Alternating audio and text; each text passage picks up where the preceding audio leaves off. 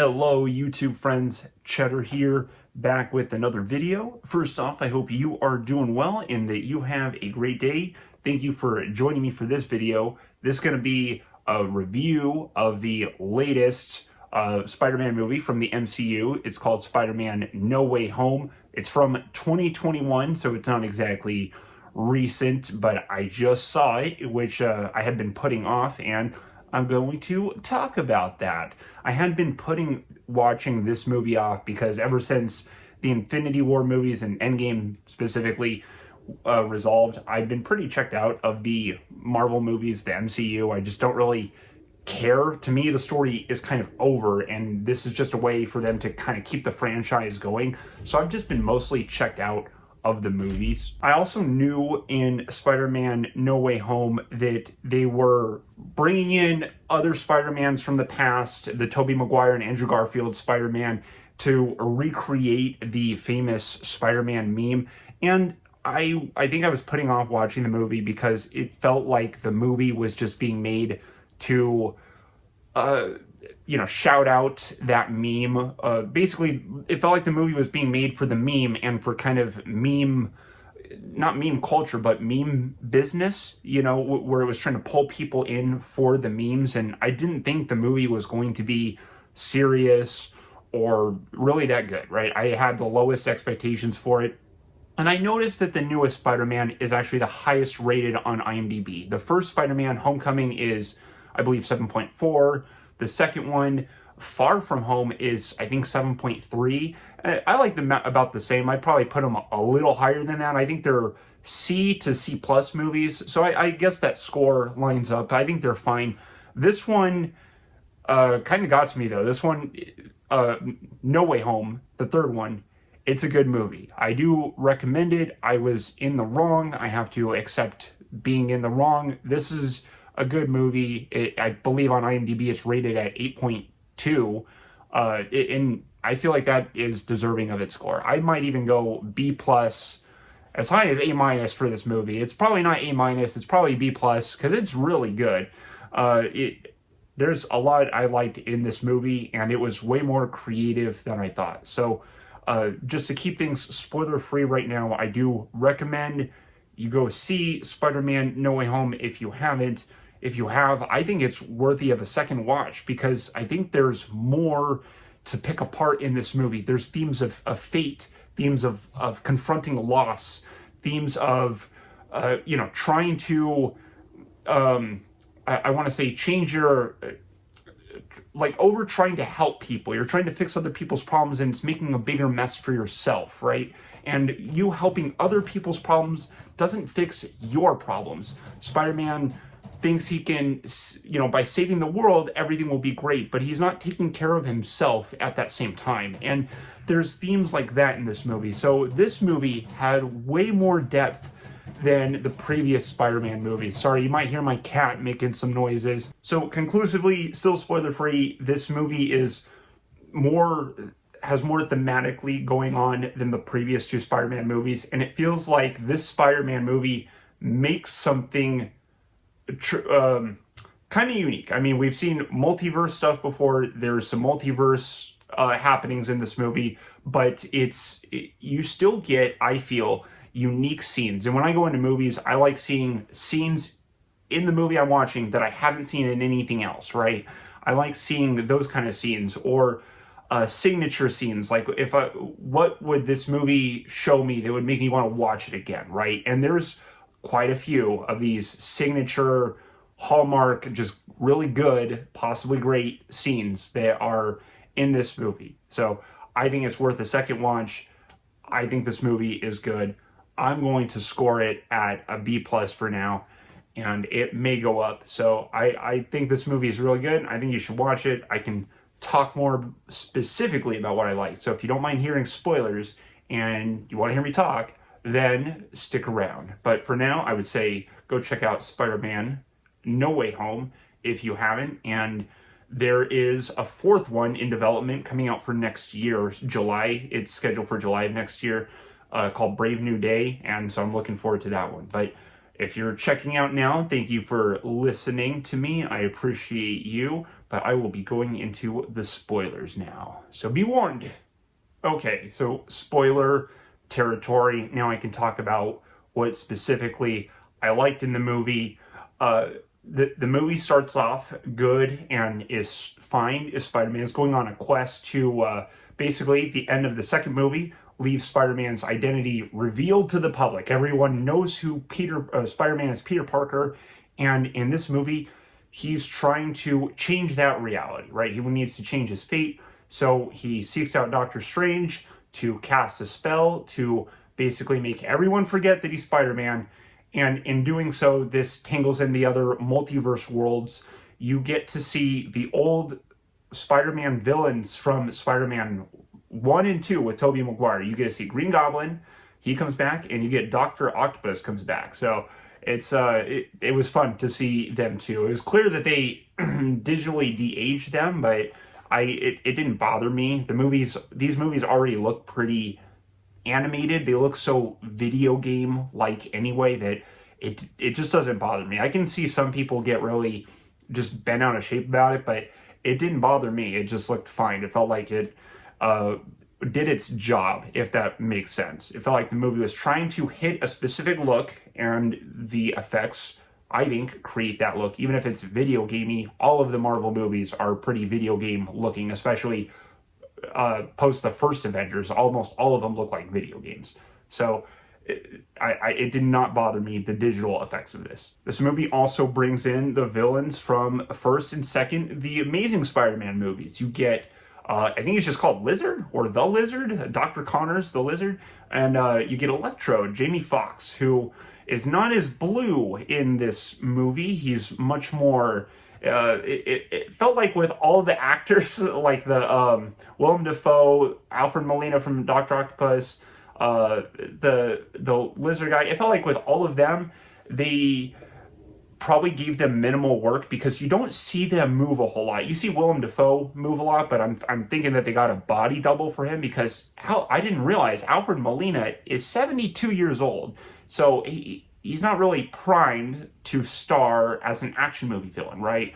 I'm not trying to be ageist. I just mean if you're going to have a 72-year-old man fight a 30-year-old high schooler, just the odds are not really lined up, right? So it was just amazing how some of the actors were older, and I could kind of see with how they're standing that they didn't look super combative, but it didn't bother me, right? Spider-Man's job in this movie is he's trying to save the villains. He says, I can save you. I can stop you from dying. You die in your movies, so I can save you.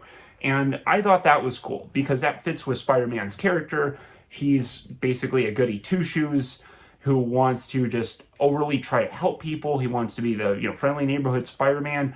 And when he sees the chance to help the villains, I thought that was cool. It kind of I like the message of let's try to change the fate. I like the message of helping people who sort of don't deserve help. I feel like heroes will act in that way, and that's what it's a defining characteristic of a hero. They won't withhold help. They will help those in danger or in need. And if Spider-Man knows someone's going to die, he's going to try to save them. But of course, as expected, some of the villains turn on Spider-Man. Spider-Man is able to help Dr. Octopus, who appreciates the help. He finally doesn't have the claw voices in his head, and he's thankful. It's cool to see him not just be regular villain Dr. Octopus. It's like this movie makes something new out of the previous movies that have already happened before, right? And this Dr. Octopus turning into a good guy is kind of the start of that. I do think it was a little... I did expect Green Goblin to become the primary bad guy, and he does in this movie, and he's the trickster guy. That was a little, I want to say predictable, but it didn't bother me that I was expecting that. That just feels like comic story in a way.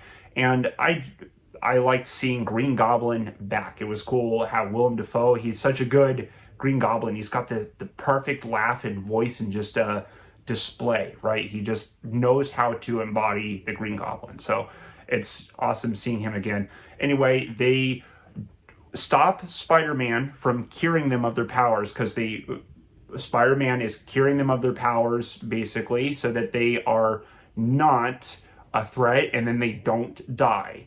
However, Green Goblin doesn't want this. He says these are not curses, they're gifts. And so he stops Spider-Man and he helps all the villains break loose, and all the villains kind of get stronger.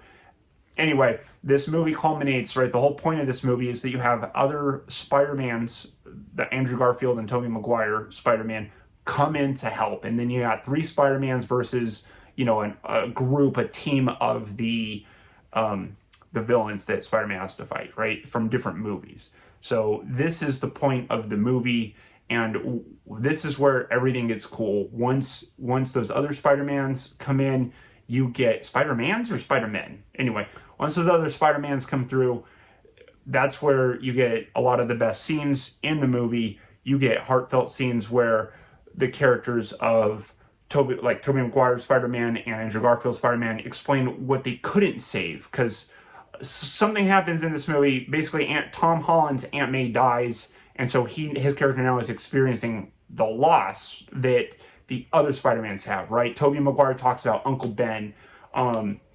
Andrew Garfield, he does also mention Uncle Ben, but he also talks about Gwen Stacy. And Spider-Man, it kind of reminds you that loss is an important part of Spider-Man's character. Spider-Man is supposed to learn this lesson of trying to save people almost too much, and he can't save what is close to him. And this always seems to happen to Spider-Man, and then it happens again in this movie when Tom Holland loses Aunt May. So Tom Holland's Spider-Man has to rely on the other ones, and it was sort of cool how, even though it's sad, it's sort of cool of just like, it felt, for me, I picked that at that, like, you can't run from what you're afraid of, right? You can't, if you know something's going to happen, and let's just replace someone dying with a test, right? If you know you have a test coming up, you can't just hide out of it. That doesn't solve the problem. You almost can't avoid certain problems, right? You have to confront them. Your fear will and emotions will guide you away, and it's about confronting the problem.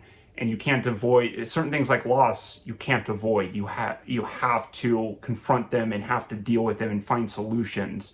So I thought that was kind of, maybe not beautiful, but meaningful, right? Where Spider-Man really has to deal with loss, but he has support kind of through himself. So with the other copies of Spider-Man. And I think the best part, what I liked here, is because at this point we're building up to the final fight scene where the other 2 Spider-Mans, Tobey Maguire and Andrew Garfield, are helping Tom Holland.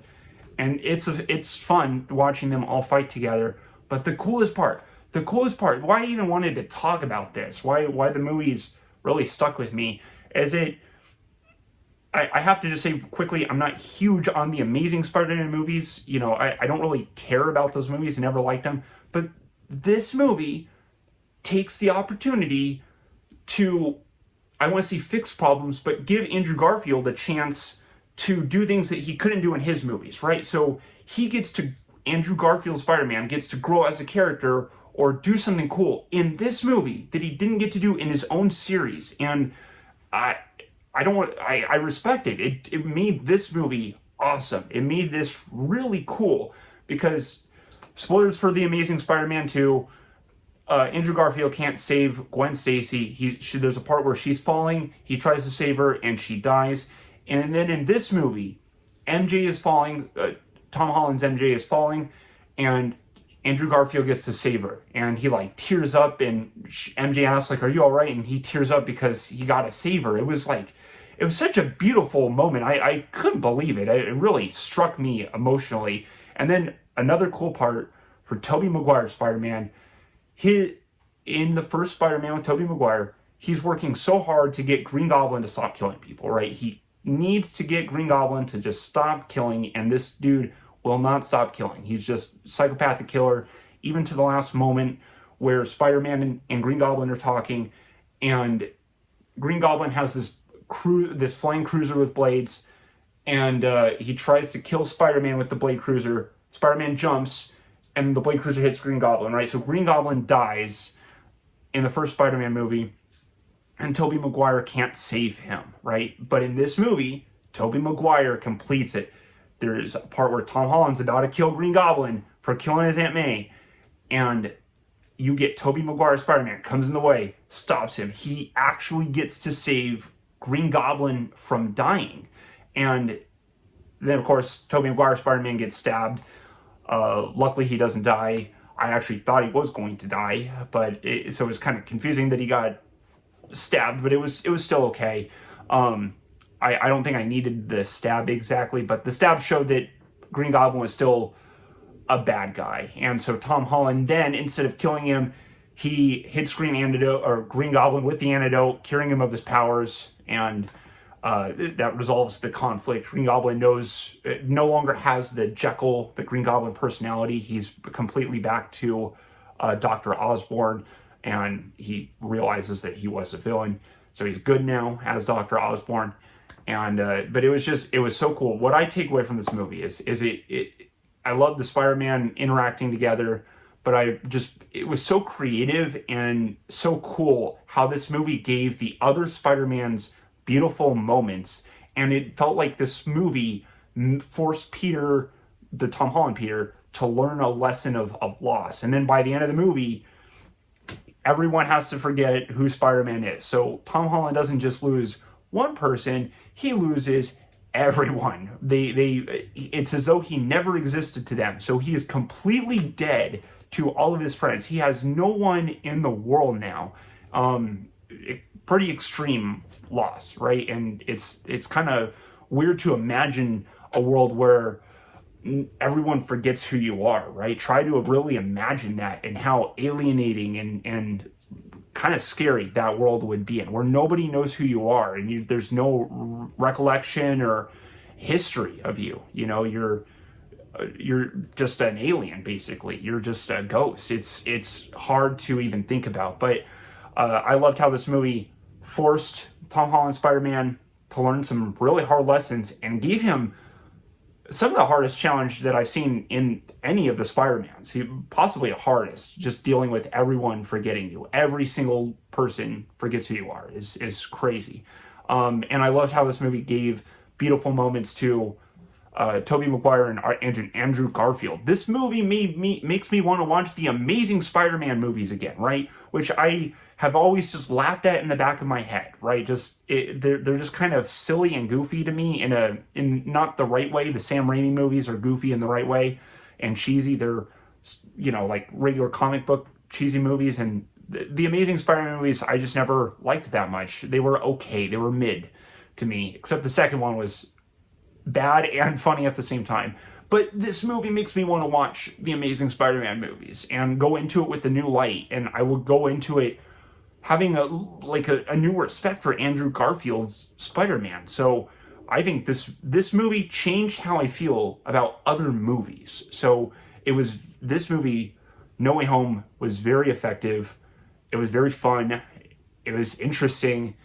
I'm happy with this movie. I didn't even think I would like it this much. I thought this movie was just going to be a throwaway in the continuing Marvel Cinematic Universe. So I was wrong. I admit I was wrong, and this was a very good Spider-Man movie, one of the best Spider-Man movies. So it's up there. I'm not sure if it's number one. I don't think so, but it's really good. So check it out if you haven't. That's all for this video. Let me know if you enjoyed any part of me talking, or if you enjoyed the Spider-Man movies, if you enjoyed the other ones more. I'm happy to hear any thoughts and talk about movies. So thank you very much for your time. I hope you have a great day. I'll see you in the next video. Cheddar out. Goodbye.